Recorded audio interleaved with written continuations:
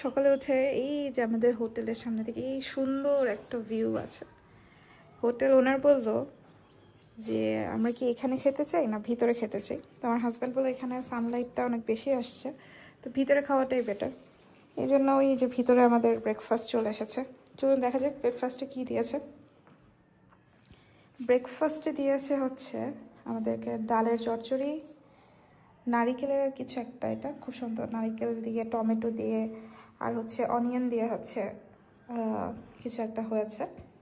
আর এদিকে হচ্ছে রুটি। ওদের রুটিগুলো না আমাদের মতো পাতলা না, ওদের রুটিগুলো একটু মোটা মোটা। এটা কি রুটি বলে না কি বলে আমি জানি না, চাপাতিও বলতে পারে। আর হচ্ছে চা। আর অ্যাট লাস্ট আমি দুধ চা পেয়েছি। সাধারণত প্রত্যেকটা হোমস্টের মধ্যে আমাদেরকে বললে দুধ চা দেয়, আদারওয়াইজ হচ্ছে লাল চা দেয় আর কি, কিন্তু বললে ওরা দুধ চা অ্যারেঞ্জ করে দেয়। তো আমার হাজব্যান্ড শুরু করছে, খাও, খেয়ে বলো কেমন আছে।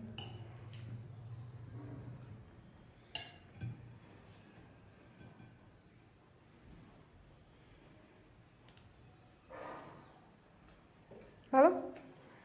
ও বলছে ভালো হয়েছে। তবে আমার টেস্টের সাথে অবশ্যই শ্রীলঙ্কান টেস্ট খুব একটাই ম্যাচ করে নাই। ও আচ্ছা, এখানে আরও এসেছে আর কি। এখানে হচ্ছে আমাদেরকে অমলেট দিয়েছে, আর এদিকে হচ্ছে ফ্রুটস আইটেম দিয়েছে, পেঁপে, তরমুজ আর হচ্ছে আনারস আর কলা। আর উনি হচ্ছেন আমাদের homestay owner. She is very sweet. Pan toast? Bread. Oh, okay, bread. Yeah. Thank you. আর এই ব্রেকফাস্টটা হচ্ছে আমাদের যে প্রাইসটা ছিল সেটার মধ্যে কমপ্লিমেন্টারি এবং আমাদের রেন্টও খুবই বাজেট ফ্রেন্ডলি ছিল, অনলি $20। সেখানে আমাদের এত আইটেম দিচ্ছে এবং স্টিল খাবার আসছে। তো I think beyond expectation. Actually ব্রেকফাস্টের আইটেম এতগুলোর মধ্যে হচ্ছে এখানে সবচেয়ে বেশি। অমলেটটা মনে হয় স্পেশালি গতকালকে আমি বলেছিলাম এই জন্য দেওয়া হয়েছে আর কি। She is so sweet actually. মানে আমার কাছে মনে হচ্ছে যে $20 তার মধ্যে হচ্ছে কমপ্লিমেন্টারি ব্রেকফাস্টে এতগুলো আইটেম, এইটা অ্যাকচুয়ালি বিয়ন্ড এক্সপেকটেশন। অন্যগুলোতে দিয়েছে তারাও অনেক সুইট ছিল, বাট অন্যগুলোতে এতগুলো আইটেম দেয়নি, এটাতে অনেকগুলো আইটেম দিয়েছে আর কি। আচ্ছা দেখি, খেতে থাকি। আজকে আমরা হচ্ছে এল্লা থেকে উনাওয়াটানার দিকে যাব। দেখা যাক কীরকম হয় বা জার্নিটা আপনাদের সাথে শেয়ার করব। আমি নাইনার ব্রিজের সামনে এসে দাঁড়িয়ে আছি। হোটেল থেকে আমাদের টুকটুক ভাড়া নিয়েছে, নাইনার ব্রিজ ঘুরাবে আর আশপাশে কিছুটা ঘুরিয়ে হচ্ছে আমাদেরকে এল্লা বাস স্ট্যান্ডে নামিয়ে দেবে। টোটাল নিয়েছে হচ্ছে 2000 লঙ্কান রুপি, বাংলাদেশি টাকা হয়তো বা 800-900 এরকম। এখন আমরা নাইনার ব্রিজটা বেসিক্যালি হচ্ছে 9টা ম্যাসিভ আর্চের উপর নির্মিত হচ্ছে একটা ব্রিজ। এটা আসলে শ্রীলঙ্কার ইংরেজ কলোনিয়াল আমলের খুব সুন্দর একটি নিদর্শন। আসলে ভাবা যায় না যে এত সুন্দর একটা, মানে এত বছর ধরে, খুব সম্ভবত 1921 সালে নির্মিত হয়েছিল, 1921 সালের। এবং এই ব্রিজটা আমার জানা মতে, আমি যতদূর জানি বা যতদূর স্টাডি করেছি সে অনুযায়ী হচ্ছে ইট, পাথর আর সিমেন্ট দিয়ে তৈরি, কিন্তু এটাতে কোনো স্টিল ব্যবহার করা হয় না। কারণ একটা খুব জনপ্রিয় কাহিনী আর রয়েছে যে প্রথম বিশ্বযুদ্ধের সময় ব্রিজের জন্য যে বরাদ্দকৃত স্টিলগুলো ছিল, সেই স্টিলগুলো হচ্ছে সরকার অন্য কাজে ব্যবহার করে ফেলেছিল, তাই নির্মাতারা শুধুমাত্র হচ্ছে পাথর আর ইট দিয়ে এই ব্রিজটা তৈরি করেছিল। এটা পুরোপুরি হচ্ছে ইংরেজদের তত্ত্বাবধানে লোকাল পিপলরা তৈরি করেছিল। এই ব্রিজের আরেকটা নাম হচ্ছে the bridge in the sky. আসলে অসাধারণ একটা নির্মাণ শিল্প আর কি। এত বছর ধরে এটা টিকে রয়েছে এবং এখনও এটা রানিং আছে, ভাবলেও আসলে অবাক লাগে। মানে ভাবা যায় না আসলেই। আপনারা মানে যারা হচ্ছে শ্রীলঙ্কায় আসবেন এই অদ্ভুত সুন্দর নির্মাণশৈলীটা দেখে যাবেন। আমরা আশা করি নাই যে আমরা আসলে ট্রেন দেখতে পাবো।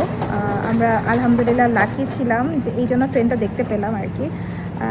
খুব সম্ভবত 11টার কিছু আগে আসলে এই ট্রেনটা আপনারা দেখতে পারবেন। খুব সম্ভবত না 11টায় এই ট্রেনটা যায় দেখতে। সো আপনারা 11টার আগেই নাইনার্সে পৌঁছে যাওয়ার চেষ্টা করবেন, তাহলে এই ঐতিহাসিক ট্রেন জার্নিটা আপনারা দেখতে পাবেন। We are lucky.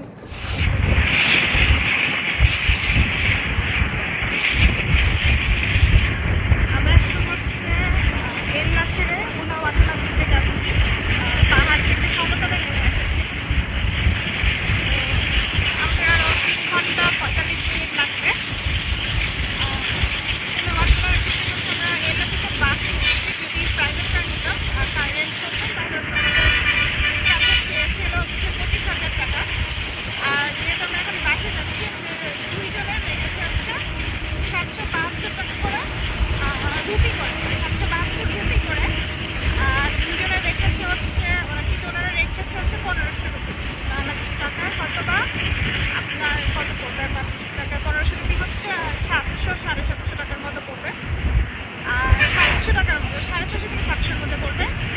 আর যদি আমরা ট্যাক্সি রেন্ট করে নিতাম তাহলে হচ্ছে আমাদের পড়তে হচ্ছে প্রায় 12,000 টাকার মতো। এখন আর আমাদের 3 ঘন্টা 45 মিনিট আছে। বাসের আবার কিছু টাইমিং আছে, 9:30 একটা, 11:30 একটা, 9:30, 7:30 একটা, 9:30 একটা, 11:30 একটা, আরেকটা হচ্ছে 12:15। এল্লা স্টেশন থেকে হচ্ছে উনাওয়াটুনা বা হচ্ছে কলের এগুলোর উদ্দেশ্যে ছেড়ে যায়, মাদার উদ্দেশ্যে ছেড়ে যায়।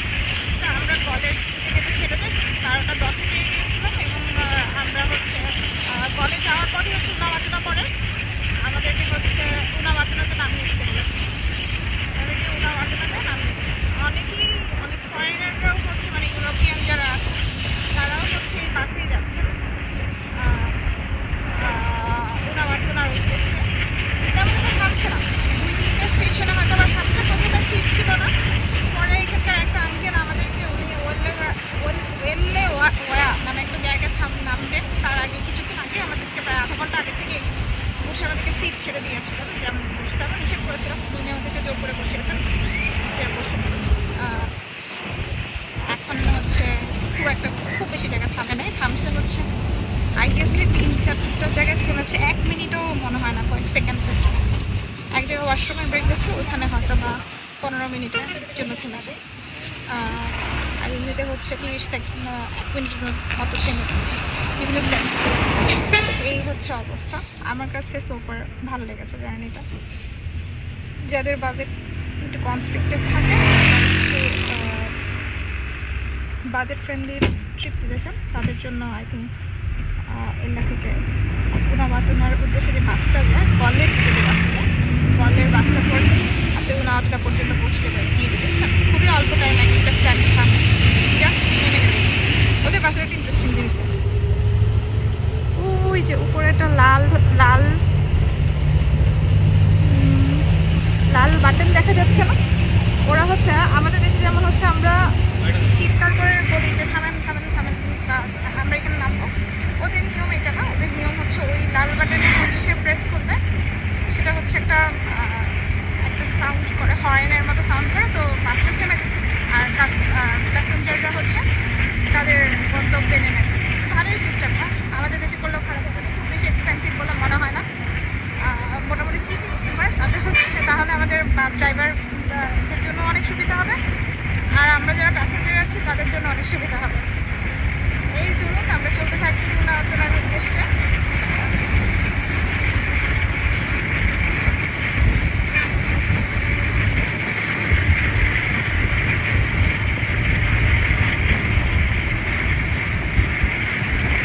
এই দিকগুলো অনেকটা বাংলাদেশের মতোই লেগেছে আমার কাছে, প্রায় একই। জাস্ট দেখুন, আমরা এখন হাম্বান টোটাতে আছি। হাম্বান টোটার স্টেডিয়াম যেখানে হচ্ছে হাম্বান টোট কতটা বাসটা, জাস্ট ভিউটা দেখেন।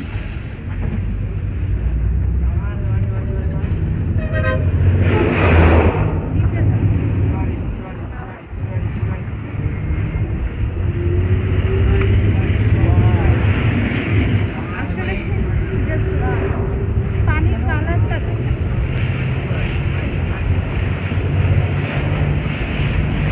আসলে সৃষ্টিকর্তা পৃথিবীটাকে এত সুন্দর করে তৈরি করেছেন, সুবহানাল্লাহ বলা ছাড়া আসলে আর আল্লাহর প্রশংসা করা ছাড়া আমাদের বান্দাদের আসলে আর কিছু করার নাই। এটাই আমরা লিস্ট যেটা করতে পারি। আসলে সবাই ঘুরবেন, ঘুরে পৃথিবীটাকে দেখবেন, সৃষ্টিকর্তা এত সুন্দর করে তৈরি করেছে, সেগুলো এক্সপ্লোর করবেন, ভালো লাগবে। এই ছিল আজকে আমাদের ব্লগ। আমরা দেখালাম হচ্ছে কিভাবে আমরা এল্লা থেকে হচ্ছে উনাওয়াটুনাতে আসলাম আর কি করলাম। এল্লাতে আমরা অনেক কিছুই আমাদেরকে স্কিপ করতে হয়েছে, যেমন র্যাম্বোদো ওয়াটারফলে যাওয়ার কথা ছিল, কিন্তু সেখানে নাকি পানি নেই, দ্যাটস ওয়াই যাওয়া হয়নি। আরও একটা ওয়াটারফল দেখার কথা ছিল, সেখানেও নাকি পানি নেই। যেহেতু আমরা ফেব্রুয়ারির দিকে এসেছি, সো হয়তোবা শীতকাল উপলক্ষের জন্য অনেক জায়গায় পানি শুকিয়ে গেছে। আমাদের ব্যাড লাক। যাই হোক, যতটুকু দেখেছি আলহামদুলিল্লাহ। আর নেক্সট ব্লগে আপনাদেরকে দেখাবো উনাওয়াটিরাতে বিচের নাইট লাইফটা কীরকম হয়। ইনশাল্লাহ নেক্সট ব্লগে আপনাদেরকে সেটাই দেখাবো। সে পর্যন্ত আপনারা সবাই ভালো থাকেন এবং অবশ্যই আমাদের চ্যানেলটাকে সাবস্ক্রাইব করবেন, কমেন্ট করবেন এবং শেয়ার করবেন। আপনারা আমাদের চ্যানেল সাবস্ক্রাইব না করলে, কমেন্ট না করলে আসলে আমরা যে ভিডিও দিচ্ছি সেটার কোনো মিনিং থাকে না। আমরা এত কষ্ট করে ভিডিও দিচ্ছি আপনাদের জন্য। সো আশা করি আপনারাও আমাদেরকে একটু কমেন্ট করবেন, আমাদের চ্যানেলটা সাবস্ক্রাইব করবেন, আমাদের ভালো লাগবে আসলে। এবং আপনারা আপনাদের সাপোর্ট আমাদেরকে জানাবেন সাবস্ক্রিপশনের মাধ্যমে আর কমেন্টের মাধ্যমে। নেক্সট ব্লগ পর্যন্ত আপনারা সবাই ভালো থাকেন। আল্লাহ হাফেজ সবাইকে।